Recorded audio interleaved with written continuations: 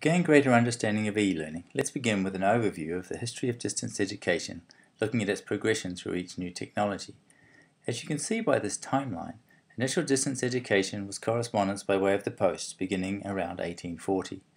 Radio and television in the early 1900s bore a promise to educate large audiences by a more attractive means, but despite considerable investment, failed to take off to the degree predicted.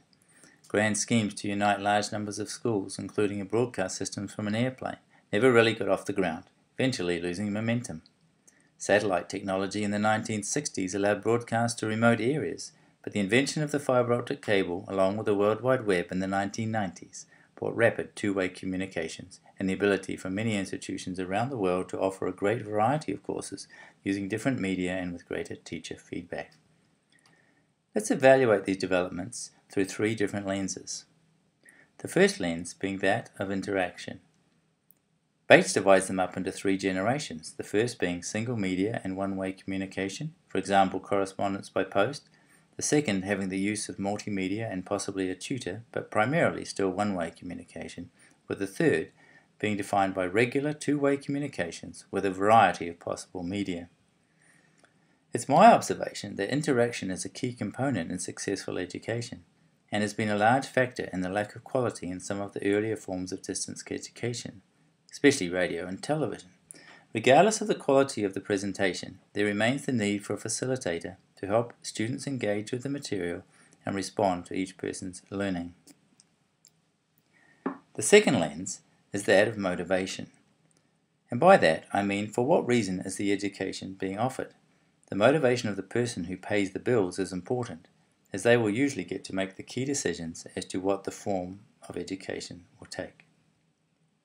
Some of the key motivations are equity to education, achieving global competitiveness, cost efficiency, and high quality of learning. There is great potential for conflicts to occur between political and educational motivations.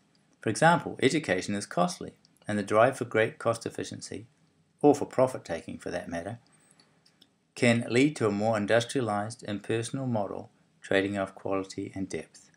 This may be what happened to radio and television in education. On the other hand, education with high-quality feedback, formative assessment, and high interaction between students and staff can be costly.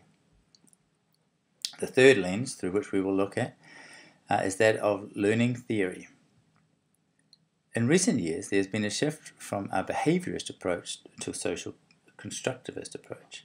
This means that teachers are no longer being charged with transferring knowledge, but rather being charged with assisting students to interact with information in a social setting in order to construct meaning.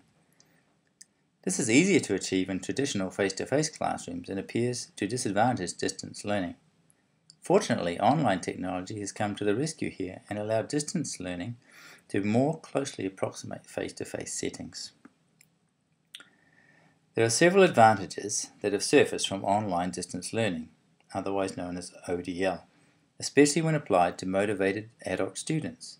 The asynchronous environment, where students can do their work when it suits them, allows good reflection time and for all involved to input. Also, ODL is often carried out in context where learning is more meaningful. Formative assessment remains an issue. The classroom teacher has a lot more observation to draw on than the online teacher. However, I would say that a good online discussion forum can provide considerable feedback, utilizing both teacher and their peers. This brief run through history highlights the problematic nature of defining e-education. The extreme rapid pace of change in information and communication technologies, ICTs, means that it would not be wise to define it in terms of a particular technology, as the definition would soon be out of date.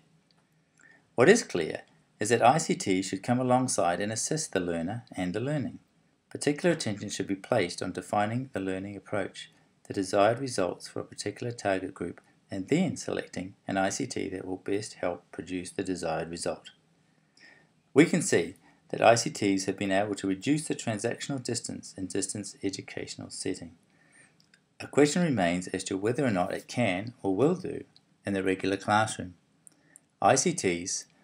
Will ICTs be a nice add-on to assist teachers achieve their existing goals, or will schools find a new flexibility to best meet the individual needs of its learners?